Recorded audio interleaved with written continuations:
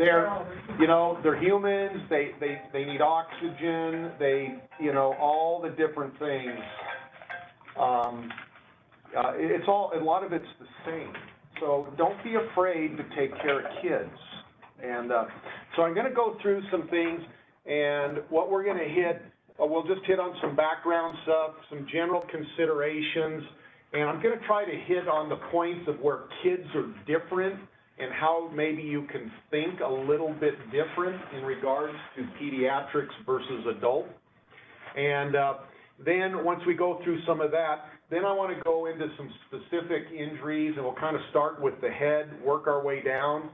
I realize that, you know, this is primarily EMS, but there's going to be other providers, so I'm trying to appeal to a broad audience. But a lot of times, if, you know, although you don't take x-rays or do CT scans, you can visually see what we see, and hopefully that'll kind of help you in the process of early assessment. Then I want to throw in some scenarios, and I've got some pictures, not a ton of them, but I've got pictures, and I want to, you know, I'm going to see what you guys think, and what would you do in that. And so we'll go kind of approach it that way. Lots of trauma every year, and it's the leading cause of death in kids, okay, ages 1 through, you know, roughly 15. If they're going to die, it's going to be trauma. So it's the area where we can cause the most effect in children's deaths. The mechanism of injury, again, you can kind of go through. Motor vehicle accidents are the majority of the deaths, and then falls are the majority of the issues for non-fatal deaths. So those are going to be your two main mechanisms.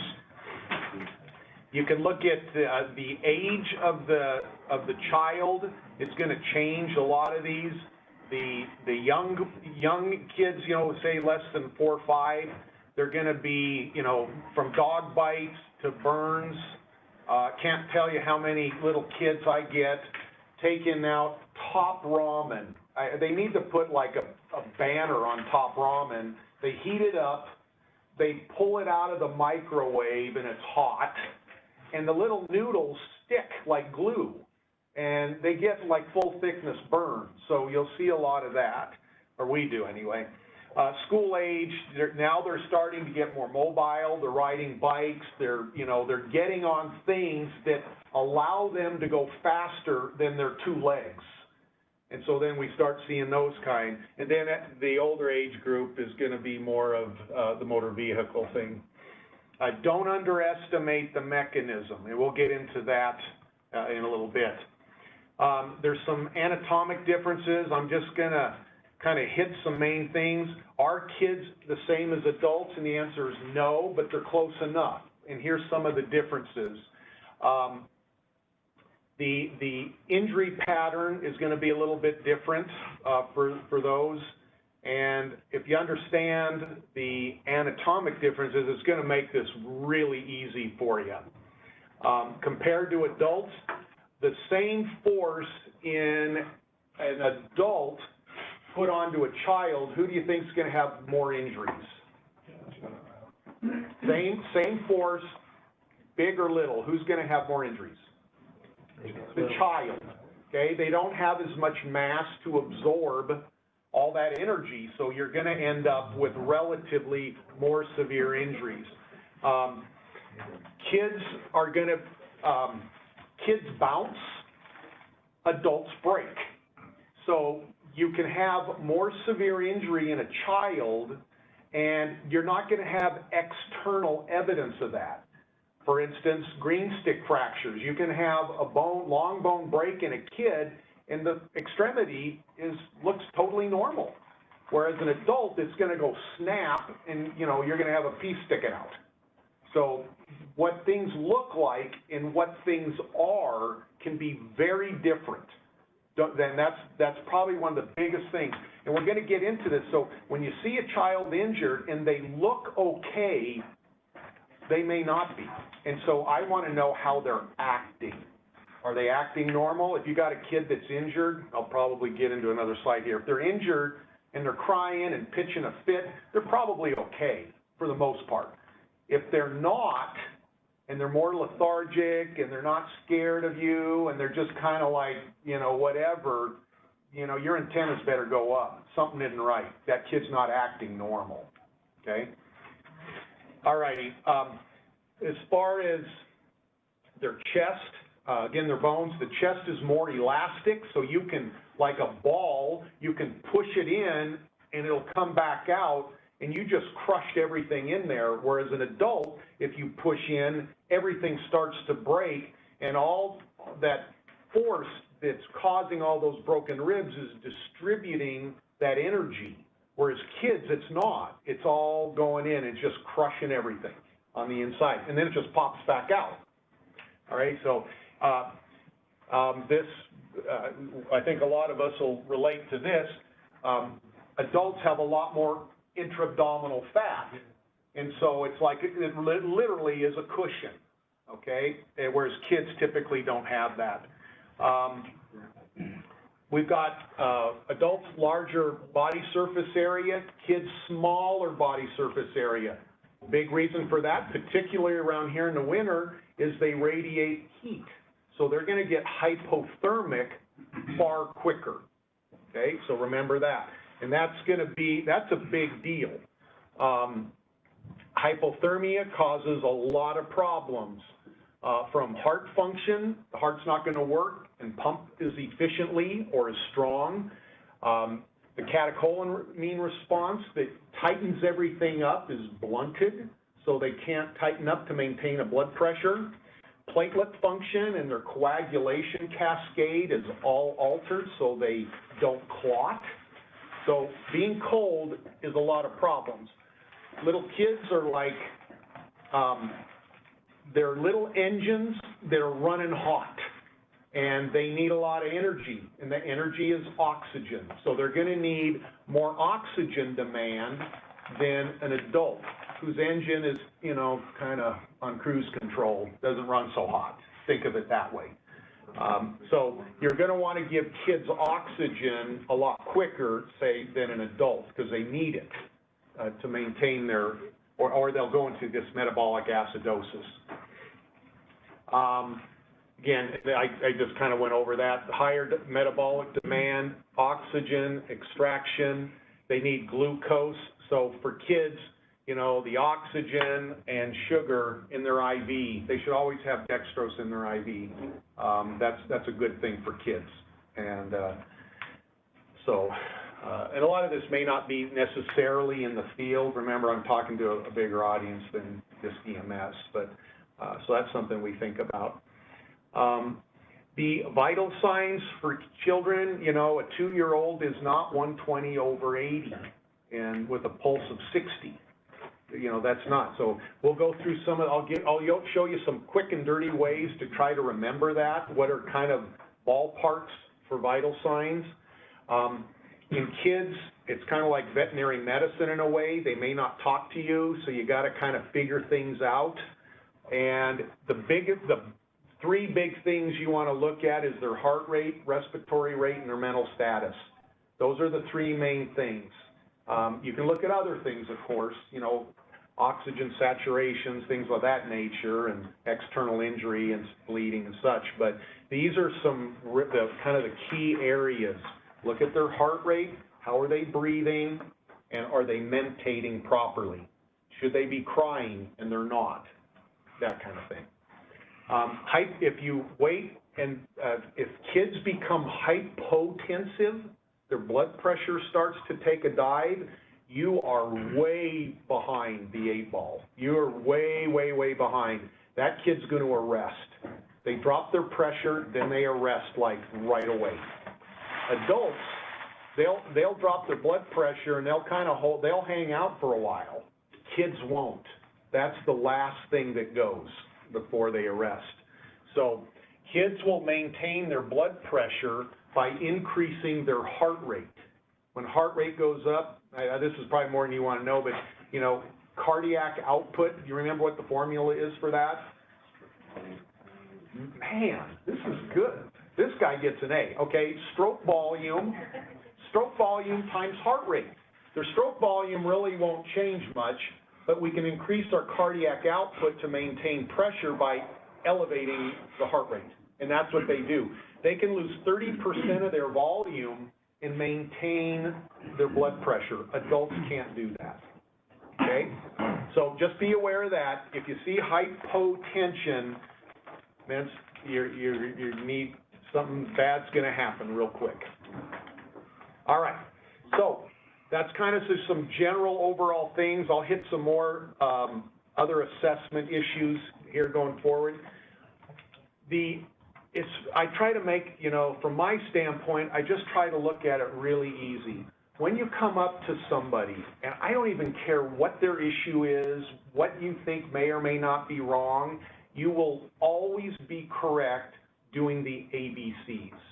The ABCs, I know they're trying to change some of the mnemonics and all that, but the bottom line here is these are the things that people die from right now. And that's what you guys want to prevent. You want to prevent death in the field. You want to prevent long-term disability. And so the best way you're going to do that is hit the main things. And we're going to, and I know you guys know all this, but we're going to kind of hit on this a little bit. For the airway, you know, are they breathing? Is there something in their mouth? You know, are they able to maintain their own airway? You guys, I'm sure you can intubate in the field. Do not hesitate to intubate kids. Don't be afraid of it. Just like an adult, if you cannot maintain their airway, and you'd say, well, just put a tube in them, say the exact same thing at the exact same time for a kid. And that's going to keep you out of trouble. So do that. There's different ways, you know, you can help them maintain their airway. You know, they're doing all right. You don't necessarily think you need a tube, but we've got a jaw thrust, all these different things, suction. On the head, we don't like to tilt the head like you would an adult to try to open up their airway. Their tongue is too big compared to an adult in the size of their mouth. They got a real big tongue. So in relationship to the airway. So just think about that. Stabilization, I'll talk about C-spine issues with kids in a little bit. As far as children, when you look at their airway, it is a little bit different. Their head is too big for their body. So when they're laying flat, say on a gurney or on one of your boards, their head is too big, so it's going to push their head forward normally. Now, if you think there's a C-spine injury and you're laying them flat, their head's going to be like this. So my question is would you want an adult with a suspected C-spine injury? Would you want their head like that? And you're all going to say no. We just want them today a flat. We put the collar on. So in children, what you can do to get that head in relationship to their back is put a pad or blanket or something under their shoulders and get their chest up a little bit off of your board, which will then allow their head to kind of fall back just a little bit. And just be aware of that their head's just too big. That's why if you look at the burn, percent body burns, if you guys have looked at that, how the head in an adult and the head in the kid, they're like really disproportionate. And that's the same thing with the C-spine. So be aware of that. We talked about the tongue being too big for the size of the mouth. Their trachea is really short, okay? And there's ways to do it with ACLS that you guys do from, measuring from the corner of the mouth to the earlobe kind of thing. And just remember, if you push it down too far, you'll probably get a right main stem. Not a big deal, but always make sure that you have breaths on both sides, which you guys would do anyway. But it's not very far, okay? It's pretty short. The epiglottis is a little more U-shaped instead of oval-shaped, so sometimes it might make it a little more difficult to see. Now, the narrowest part is not the vocal cords, like in an adult. When you intubate an adult, that's going to be your narrowest part. In children, the narrowest part is just below that. So you can get a tube through the vocal cords, and then it's not going to go because the narrower part of the trachea is just below that.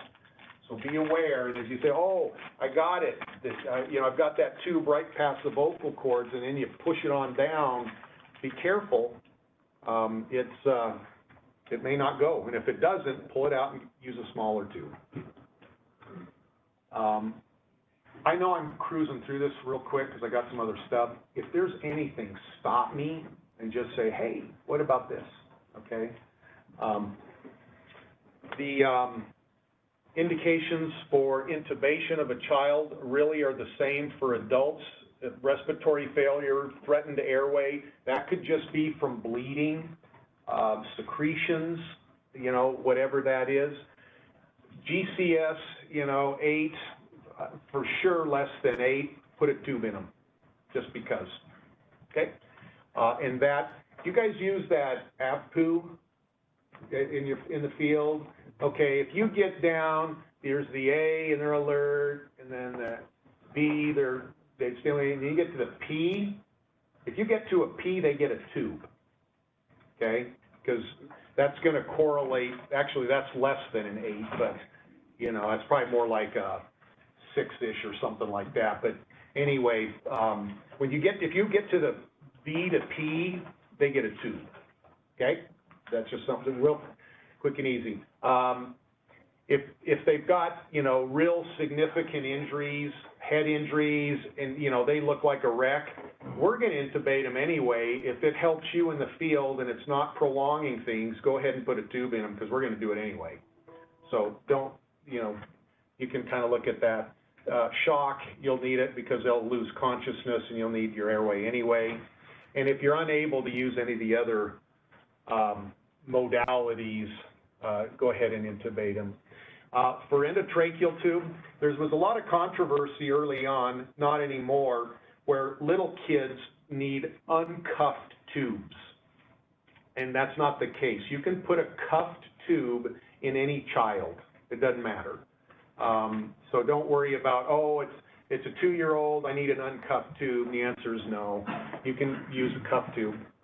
And here's kind of a little formula if you want to, you know, just give you an idea. They talk about look at their pinky, you know, use something like that, and that would work too. At this point, you know, for you guys, any tube's a good tube if it fits, okay? But that'll kind of give you an idea on that. For breathing, so we hit the A, now the B for breathing. Is their chest moving? Now, children, you know, adults breathe primarily with the chest going up and down. It's like a bucket handle is what we talk about, the mechanism in adult, because the ribs, if you feel your own ribs, the ribs are angled. They're high in the back and low in the front. And then as the ribs do this, it's like a bellows, and that's how adults breathe primarily.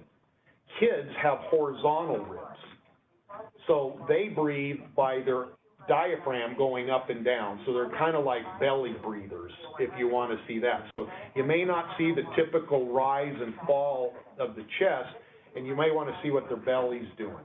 So just kind of remember the mechanism with kids is a little bit different, but probably more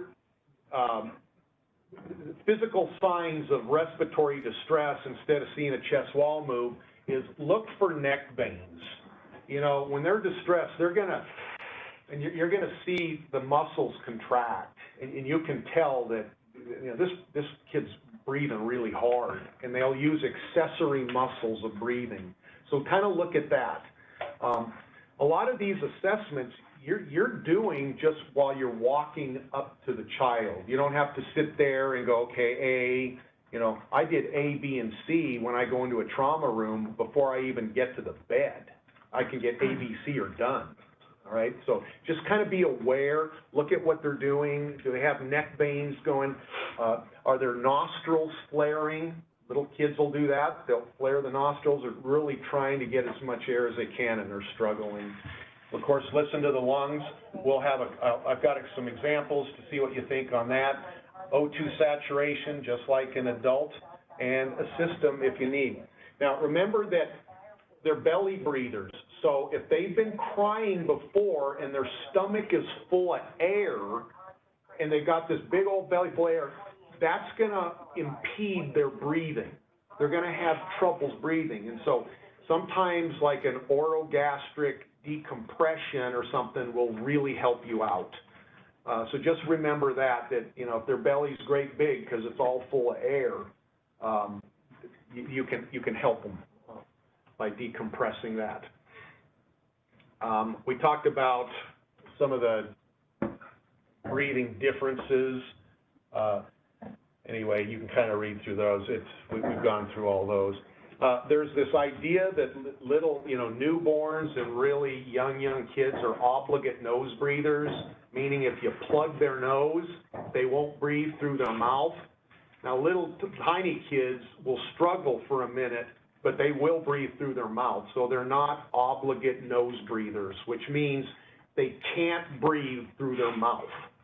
And that was once upon, you know, that was thought to be the case. And any of you have had little kids, you know, you plug their nose and they'll start kind of freaking on you, but they ultimately will breathe through their mouth. And the reason I bring that up is, you know, if they've got blood and clot in their nose and, you know, they've had some kind of facial trauma, you know, you don't necessarily need to suck out the nose and that because they can't breathe. They'll breathe through their mouth eventually. Okay, respiratory rates. Again, this is quick and dirty, but just to give you an idea, you go from, you know, adolescents 20, kids are 40, and the kids in between are in between. So just to give you a rough idea of what you can expect, if none of these are, you know, 50, 60, if they're breathing that fast, all kids, you know, you've exceeded the limit. So again, just a rough area. The big numbers, I think, to remember are 20 and 40, and then somewhere in between. Okay? Okay, A, B, now we're on to C. Assessing their circulation. Sometimes, you know, it's going to be difficult to get blood pressures on these kids. It's noisy in the field.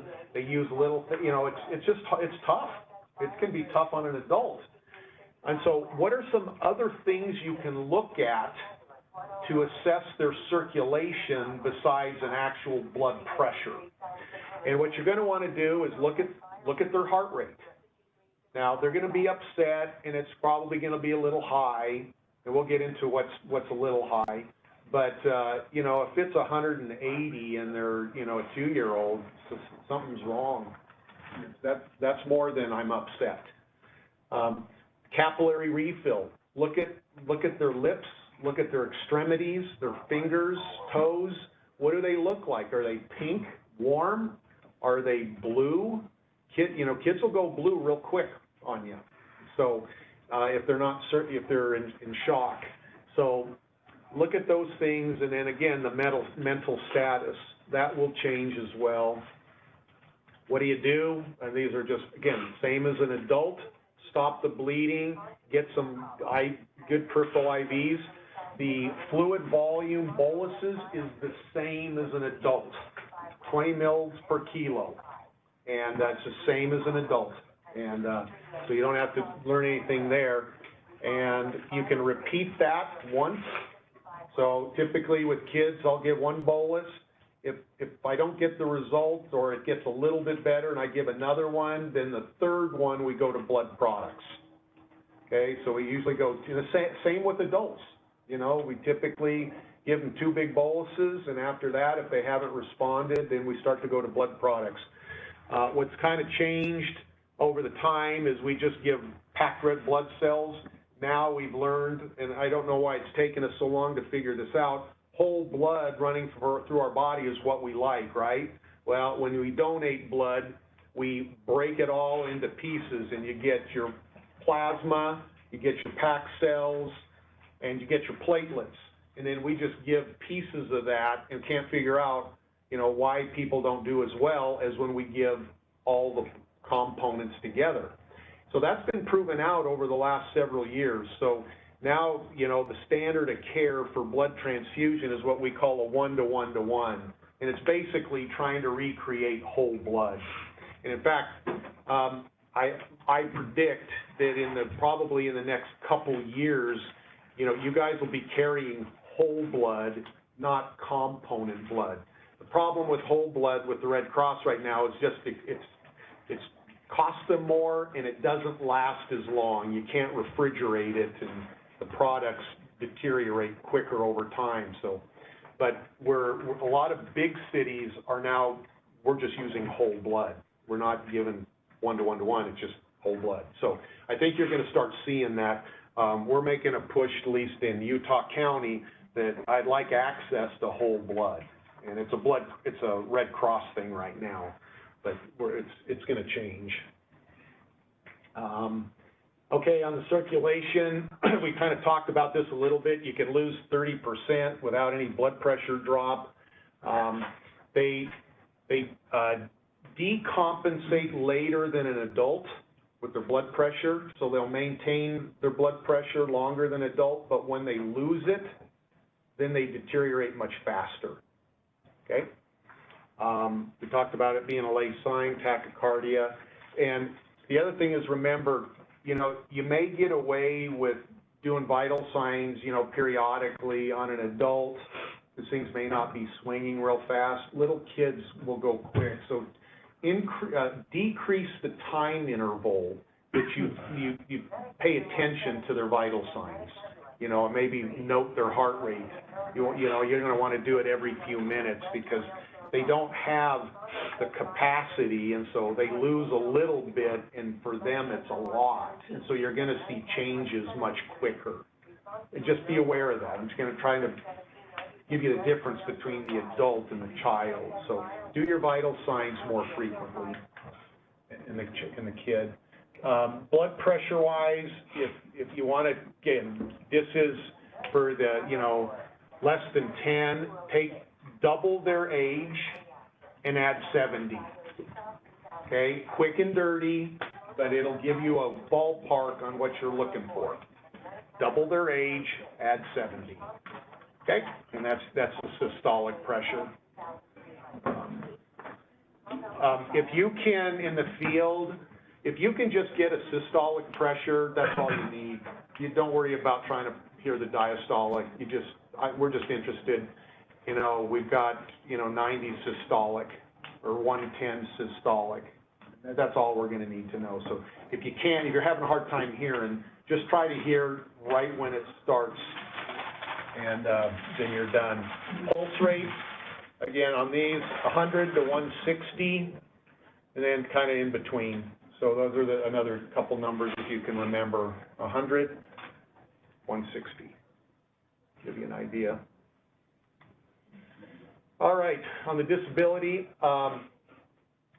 there's a variety of scales looking at mental status. We're most probably familiar with the GCS. That has correlated more with survival than any of the others, but there's the RAS score. We've got the AVPU. There's a variety of them. You know, the AVPU, what's really good about this is it's really quick. You know, you don't have to go through and try to figure out, you know, the whole table. So in the field, that's pretty good. Once we get to the ER, we're going to, you know, break it out. To say a GCS of 15 is not enough information. You should always, if you're going to do GCS, you can say GCS 15, E4, V5, M6 in parentheses.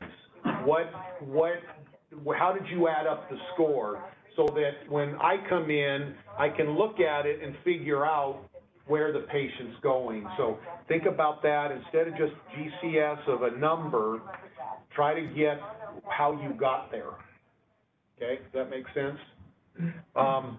With the AVPU, A is going to be a 15, V is going to be like a 12, P is a 6, you just start having it. U is a 3. So 12, 6, 3, if you wanted to convert it to a GCS. Okay, that's kind of basically what that is. So 15, 12, 6, 3. So, and then what kind of deficits do they have? Are they not moving their limbs? You know, that kind of thing. Same as an adult. All righty. You know this, I just put up there. Kids, the GCS is a little bit different because they don't necessarily cooperate, but you can kind of get, you know, if they're confused and irritable and they're crying or they're cooing, you know, that kind of thing. It's a little bit different, but really it correlates to the adult. Okay, on the exposure, this is kind of a plus minus. You need to look at them to see where their injuries are at, but remember they get hypothermic very quickly. So do your assessment, cover them up. And again, you log roll them just like an adult, keep them warm, covers, if you've got warm blankets, you know, those kind of things. If you've got warm fluids, this all helps because they lose temperature very quickly, much quicker than an adult. You know, a cold bag of IV fluid will get them hypothermic. Where an adult, we've got enough mass that we can absorb, you know, some of that. This is for the EMS folks, really helps us out. When you're on the scene, I know you're looking at the child and you're doing all this kind of thing, or the victim at this point, but be aware of what these surroundings are. What's going on? Because when you give report, I'm going to want to know more than just what you saw and did to the patient. I'm going to want to know of some of the surroundings.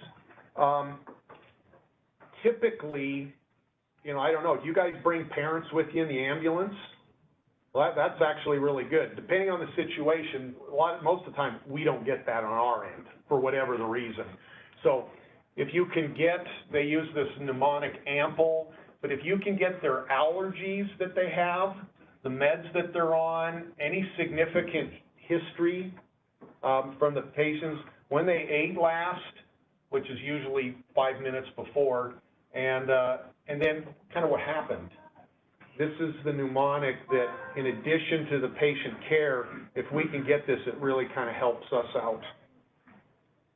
And one of the things I want, when I talk about environment, non-accidental trauma, or the politically incorrect word now is child abuse, okay? Look at the situation. Is it a little bit odd, you know? Is something not quite adding up? I'm going to throw a case at you here in a minute, and I want you to, I'm not going to tell you which one, but I want you to see if you can pick it up. Be aware of what's going on. Let us know. Say, you know what, something's fishy here. Something isn't adding up. Don't know what it is. Might not be anything, but you might want to just kind of think this through. Non-accidental trauma. Okay, secondary survey, this would be done on our end. It's basically a head to toe. Once we got the ABCs out, then we kind of go back and start over, but now we look much more in depth. And that's kind of where we're at. Pain control, you know, is that immobilizing things and a variety of different issues. All right, so let's start from the head and just kind of go down. And I'm going to show you, this is where this will be a little more clinical, not as boring, I guess, but the head injuries is where we're going to get our most morbidity and mortality. That's going to be, you cannot change the primary event. That's already happened. They whacked their head. The primary event is preventative, and it's already too late. What you guys can do is prevent the secondary injury, which can be just as bad as the primary injury. Okay, so you want to do all that you can to prevent secondary injury.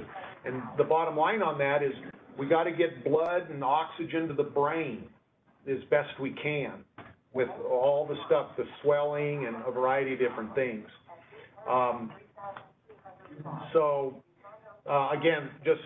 Again, hitting some differences. Their head is bigger and heavier, and honest to goodness, when they fall, it seems like their head goes down first. It's just heavier, and that's what goes down. So the sutures in the head, depending on the age, aren't fused, and so the head can actually kind of move. more than ours does. We'll get a fracture. They can still fracture as well, but they've got a little bit more mobility. They have less fat in their head. Okay, the myelin is the insulation around all the nerves, and they haven't built it yet.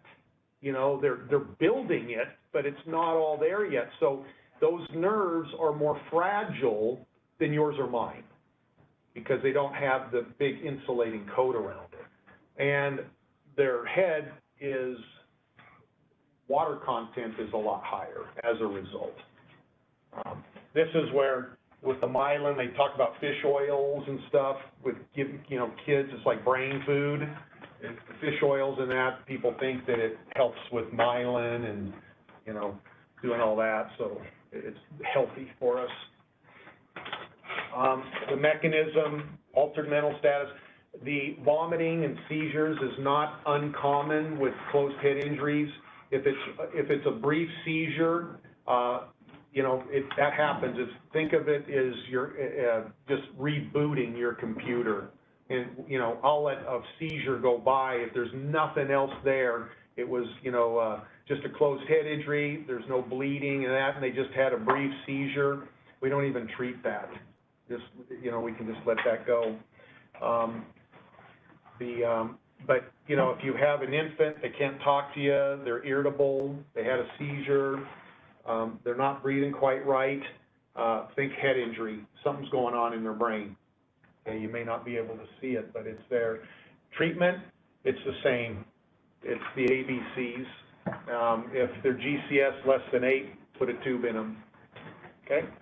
All right, so here's two of the most common things. This is a epidural and a subdural. This is what it would look like. If you look at it, the epidural is going to be shaped more like, say, a lemon, if you will. And the reason is the dura that covers the brain, it's a very thick membrane. You can't put your finger through it. It's tough. You got to cut it. And if the blood is on the outside, it's just going to push that dura down, and that's why you get more of the lemon shape. A subdural is the bleeding is underneath that thick dural layer, and so it's going to spread out around the brain. It's going to look more like a banana, okay, the way it's shaped. So that's going to be subdural and epidural and what they look like. Both of those, depending on how much, we don't always operate on these. Depends on how much. If you've got mass effect, here's a ventricle. This one should be open just like that, but there's not. So this has a mass effect, and that's a problem. This here is a problem. The midline is shifting. It should go straight down the middle, and now this is shifted off. So both of these would most likely be operated on. But if it's just a small subdural, there's no midline shift and all that, we just watch them. It's just the mother of all concussions is basically what it amounts to.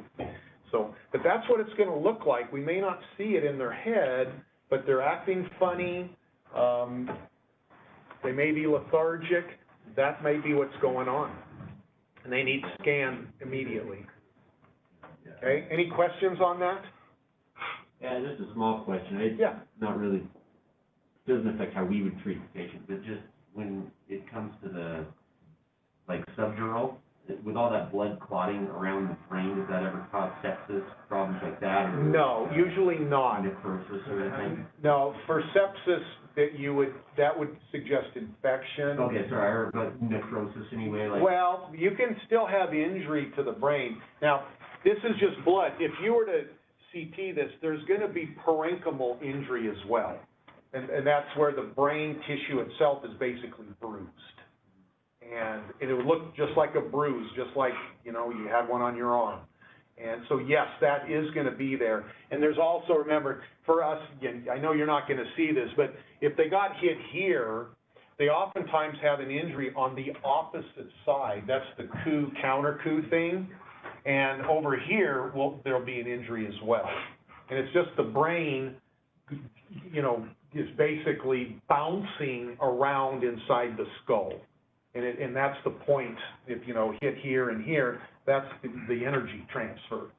So, but yeah, but on this, the reason I'm showing you guys is, you know, we can talk about it, but when you have an image in your mind of what it is you're thinking about, it kind of helps.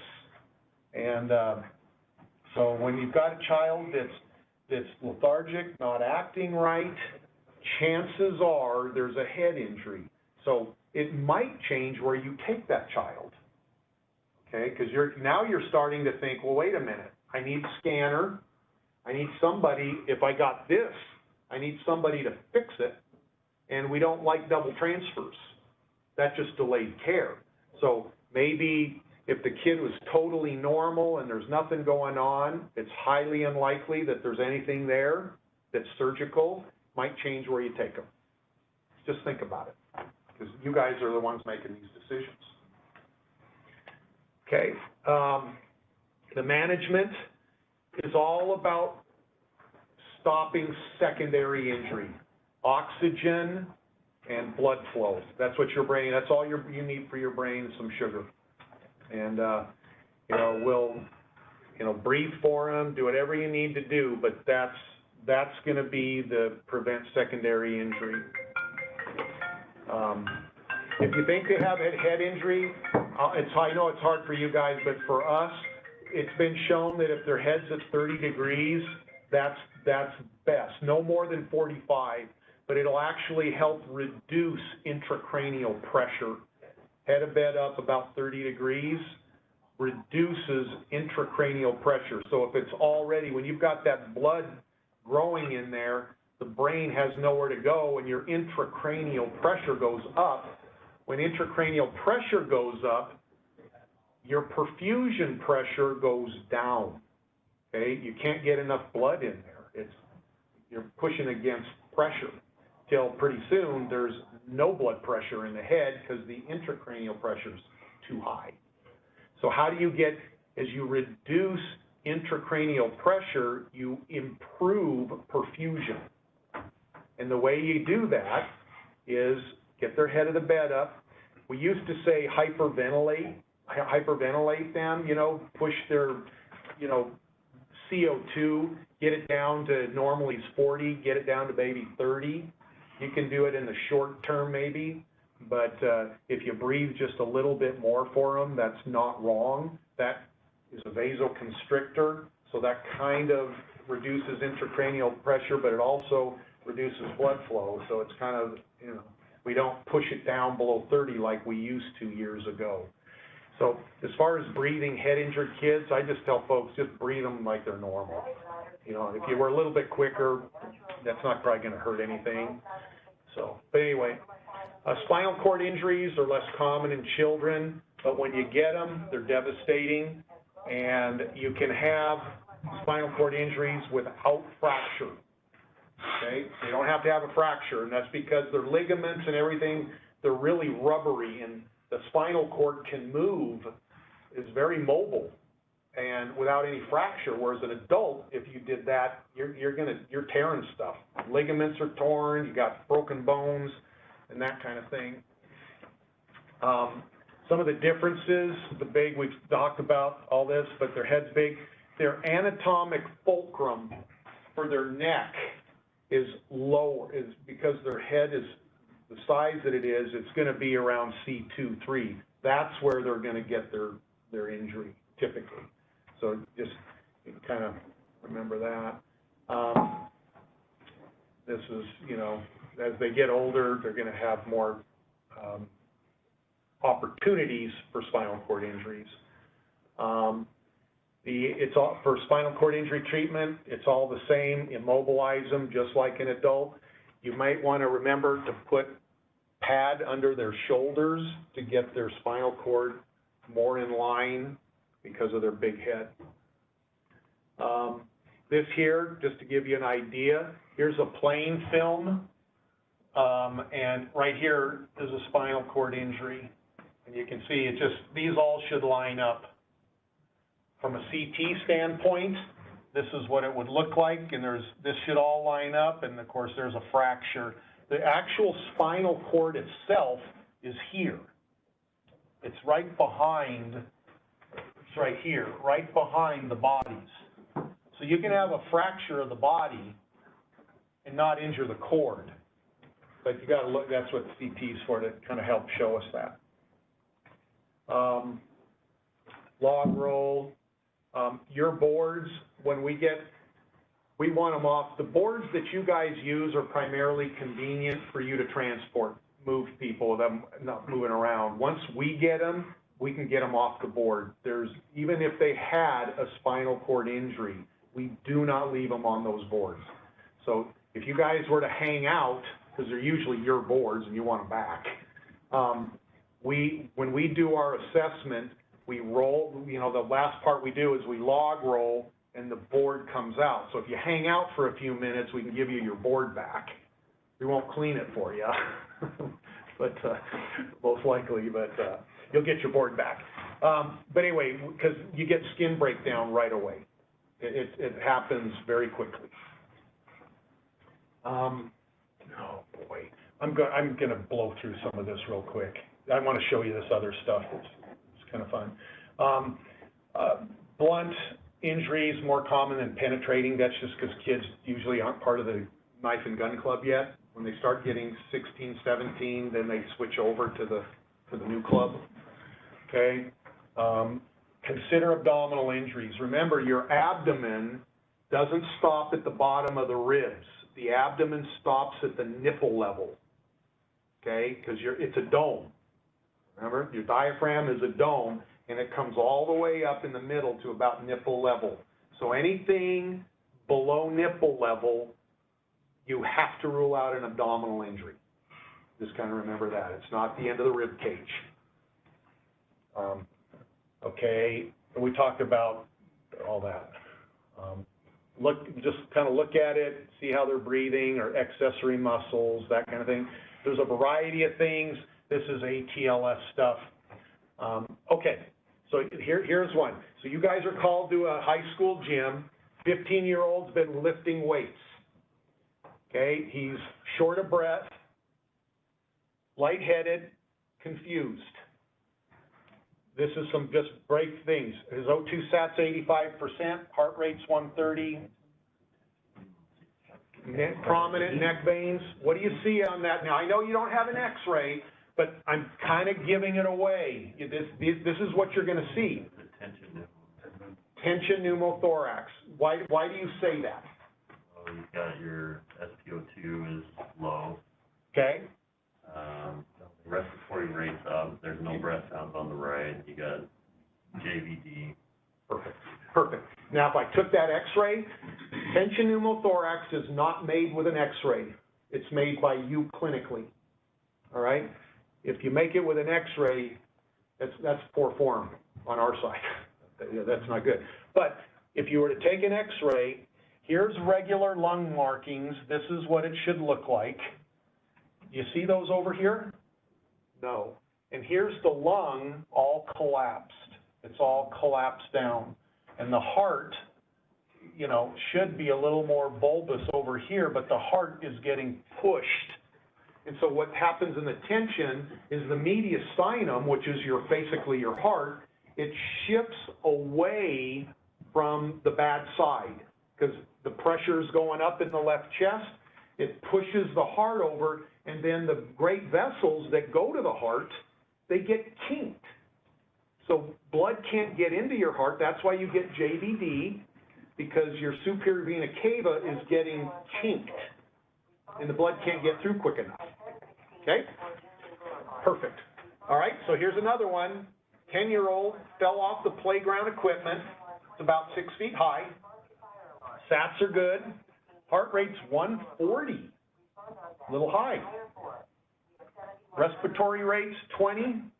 Don't know much about that, but we listen, and the breath sounds kind of sound equal, as far as I can tell, and the neck veins are normal. But something's going on here. Now, this is what an X-ray would look like, but what do you guys think? no neck vein distension. Our sats are okay, but our heart rate is going up. What's happening here? If I put blood pressure on there, it would have been normal, but heart rate's going up. They just fell. He's bleeding somewhere. Bleeding somewhere. So we feel a belly, belly's totally fine. Looks like a hemodynamo. It is. This is a hemothorax, and you hit it. You may not be able to pull it off in the field, but you know that we've got compromise, circulatory compromise. Here's a normal chest over here. This is all whited out because it's full of blood. And so this chest, this is a hemothorax, and they're losing blood. Yeah. So why good stats and respiratory rate normal? Well, one thing, the lungs are working okay. Sure. Okay? The heart rate's going down because they're coming, or the respiratory rate's starting to go down because they're lethargic. They're not mentating. I could have put a bunch of stuff in there, but I was hoping that we'd get you. So remember, circulatory, how do you pick it up in children? It's not going to necessarily be with the blood pressure. You got to look at other things besides blood pressure for decompensation and shock. How are they thinking? What does their skin look like? What's their lips look like? What's their heart rate doing? Look for these secondary signs. That's the difference in kids and adults. And that's why I'm trying to kind of give you some things so you can see the difference. Okay? So look at that. Okay? So here's one. I'm going to have fun with you on this one. This is a 15-year-old gang-related shooting. You don't know any of the details. You got called to the scene. When you get there, the patient is cuffed, okay, supine on the ground, okay? They're laying face down. The officer's probably got a knee on their back because they're very uncooperative, okay? We've got a heart rate of 110, excuse me, the systolic is 110, heart rate's 100, sats are 99. Now what? This is what you see. Now, just get rid of all this. You see a puncture wound over the chest. Now, this is the scene now. What do you guys do? This is why I want to kind of leave this open for fun now. This is a real case. Did you say we're seeing it on the chest or not the back? Back. Well, it's the back, thorax, chest, okay? That's all you see. Every exam is normal. The kid's screaming and yelling. He's not very cooperative. He's cuffed behind his back, laying face down. And law enforcement says, you know, you need to take him. He got shot. Okay, is what we think. We don't know. But that's it. What are your thoughts right now? What do you want to do? I want to get exposed. Okay, so he's handcuffed. Uncuff him, and put him on the bed. Are you, law enforcement says, I don't want to uncuff him. Doesn't matter. I'll get a new cup. We have keys. Okay? First thing, I'm fine if he's cuffed to the bed, okay, but he can't have his hands behind his back. okay. That was the first, this is a real case, and I'm going to go point by point. This is real EMS, this is a real story. Cuffs were left on, put on the gurney face down. No. Okay? Okay, so first thing, perfect. Roll him over, get the cuffs off. If he's uncooperative, do this on your gurney, because when they're like this, they got more strength. So try this. Look at him. What are some other thoughts? Now, this is a gang-related thing. Did they have the suspect in custody? We don't know. You don't know anything. This is all you get. That's all. There's so much drama going on. You don't get any. You're EMS. Yeah, out of the I just worry about patient care right now. So That's right. I probably, look for bubbling, any kind of sign of Okay. air escaping. If there is, use occlusive dressing. Okay. Well, I want to back up one step, and I'm just going to say it for the sake of time.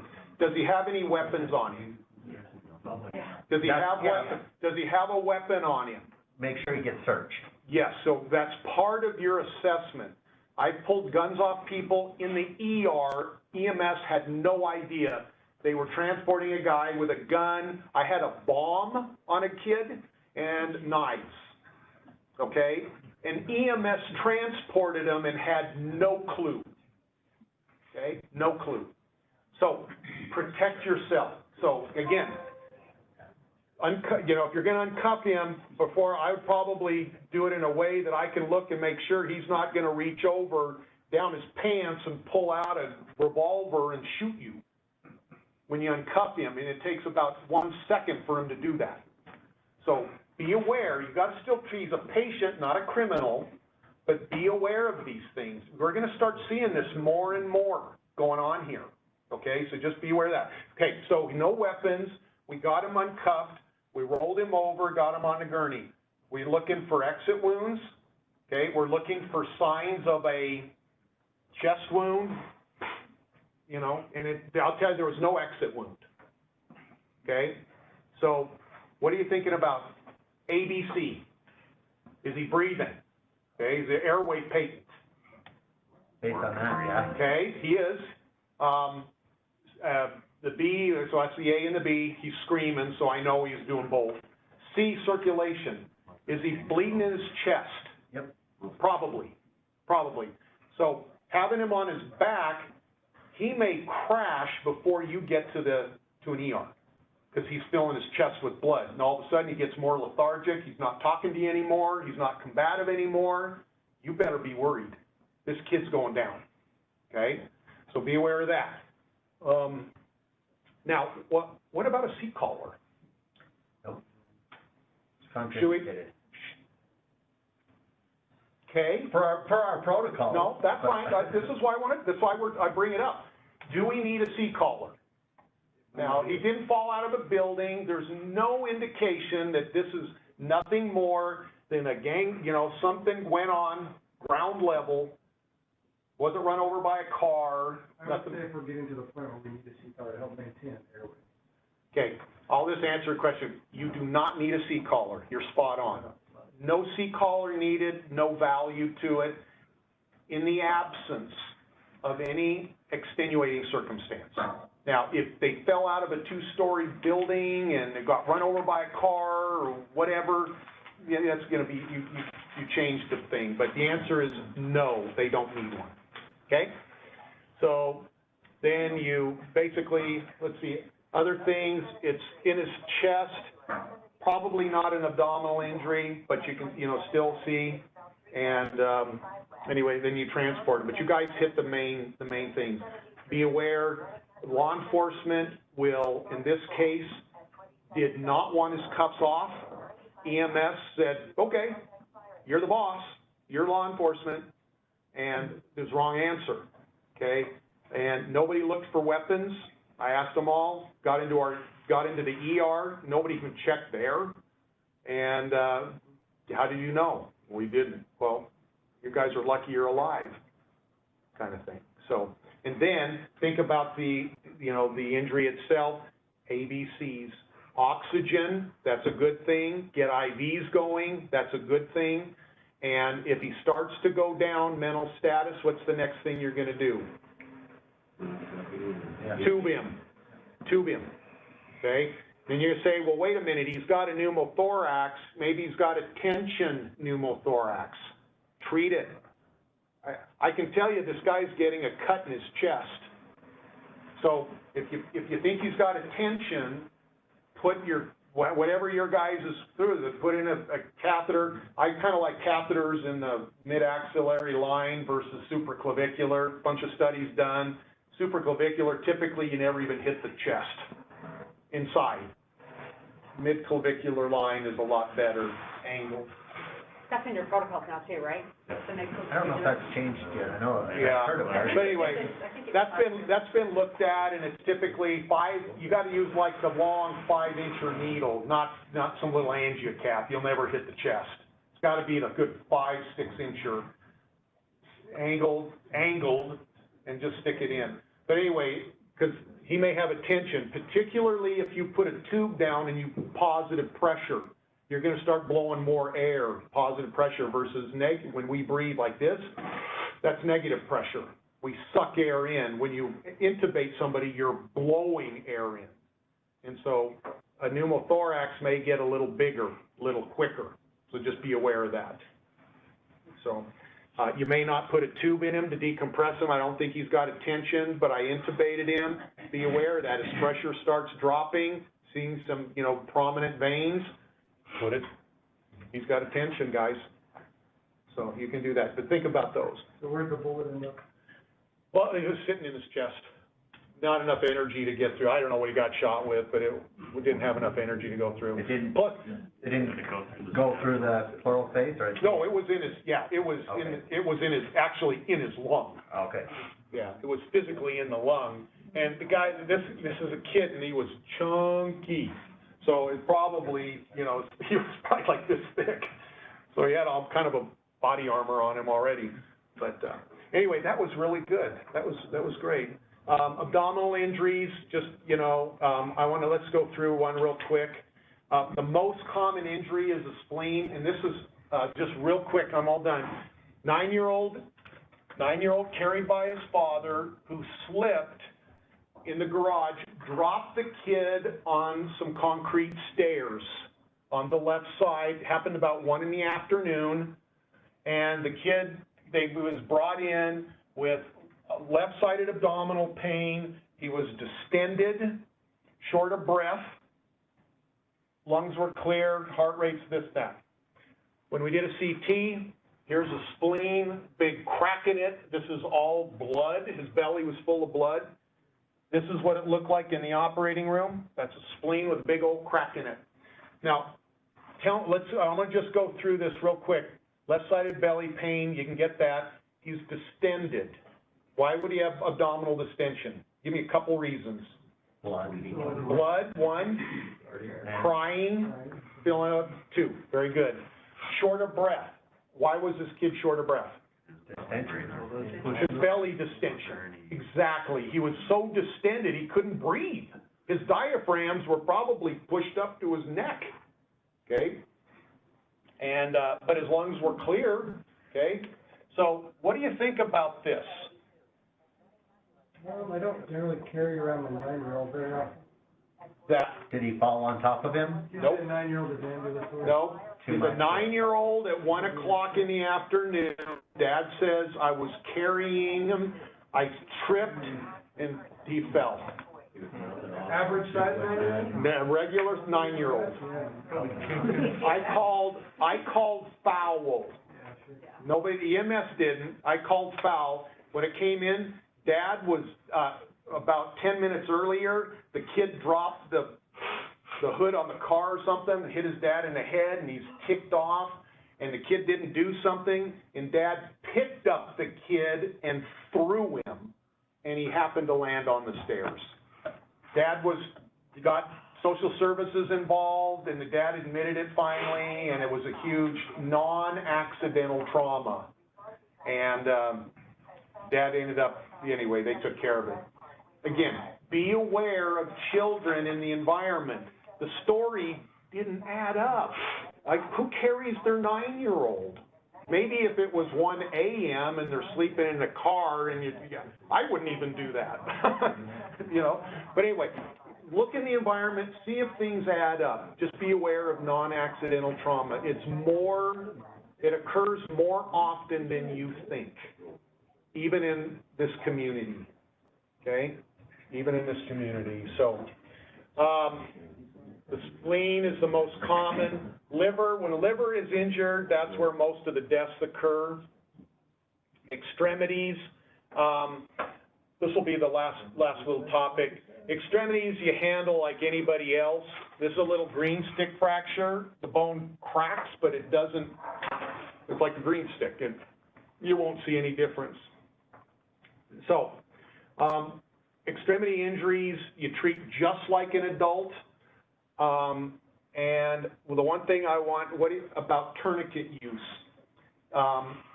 What do you think about putting a tourniquet on? Is that going to be obviously if they're hemorrhaging, but are we gonna have neurologic consequences or limb loss consequences? No, no. So use them liberally. Put it on, put the time that you put the tourniquet on. If you need 2 tourniquets to stop the bleeding, then put 2 on. You know, if you don't, you know, just put it just above, and if one isn't working, put another one above that. Put the time on it. And that is even in children. A lot of times, and you know, the tourniquets, you may have to carry different sizes. Great big old adult one may not fit.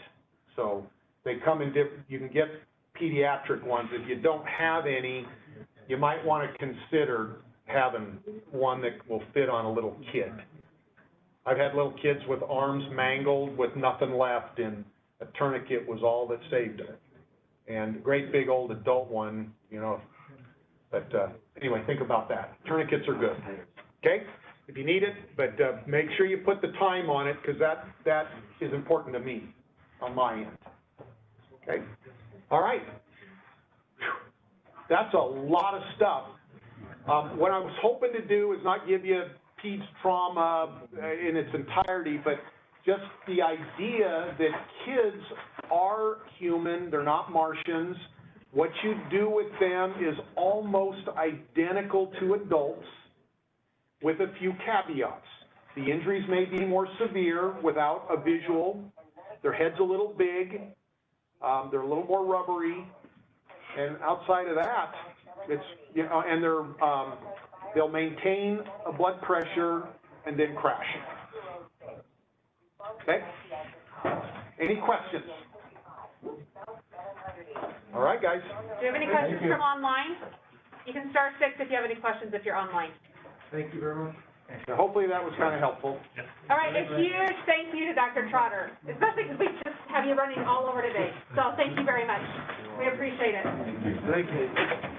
For those of you who are online, if you haven't texted me your name and your station, if you can do that, 801-755-3317, especially for those of you joining at the station. And we appreciate you joining us today. Thank you so much. I think so.